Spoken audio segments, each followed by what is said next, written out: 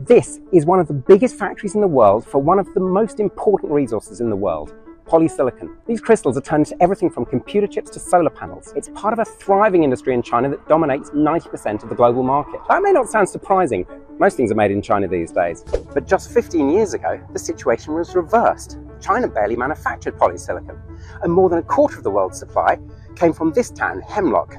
The plant here actually made the chips that powered the Apollo space program in the 1960s. How did the US and so many other rich countries fall behind in this race? I decided to travel to both places, about 7,500 miles or 12,000 kilometers apart, to find out. I started here in Lashan. 15 years ago, it was a minor tourist town. It was popular with visitors because of a huge 9th century statue of the Buddha, some stunning landscapes, and great spicy food.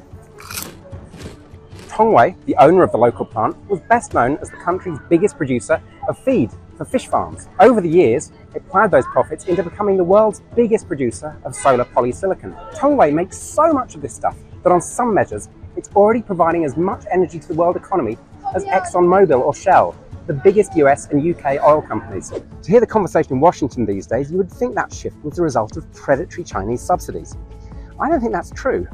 Both Tongwei and Hemlock have benefited at times from government support, but both are private companies which depend on their own profits rather than subsidies to pay for their investments. China, however, has been far more consistent in backing its renewable industry. As a result, companies have been confident about investing on a scale US competitors could only dream of. Those economies of scale have caused the cost of their polysilicon to drop 90%. Other countries can't compete. The Biden administration has responded to this with 50% tariffs and attempts to close off imports coming in via Southeast Asia. Many in the European Union want similar restrictions. Hemlock stopped producing solar polysilicon altogether a few years ago, and it's only gradually restarting. All the current round of tariffs is doing is raising the cost of putting panels on your roof and making it more likely that your electricity company will keep burning fossil fuels for longer. A better idea would be for rich countries to accept they've lost the race to dominate solar power, but that it doesn't really matter. Once you've bought a cheap Chinese solar panel, you're getting free electricity for decades to come. Now, Russia can cut off Europe's supplies of gas, but China can't turn off the sun. China's solar industry is now so big that it can provide all the panels we need to reduce emissions to zero and halt global warming. We should be buying their dirt cheap clean technology rather than putting tariffs on it. There's lots of places where governments in rich countries can help rather than hinder the energy transition.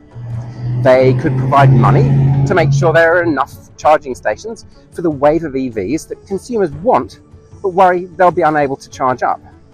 They could loosen red tape and provide funding for wind farms and electricity transmission, two things that we can't really import from China and, not coincidentally, aren't building in sufficient numbers. They could, most importantly, accept that a crucial part of the energy transition must be made in China. And that's not only okay, it's superior to the plans they've been rallying around lately.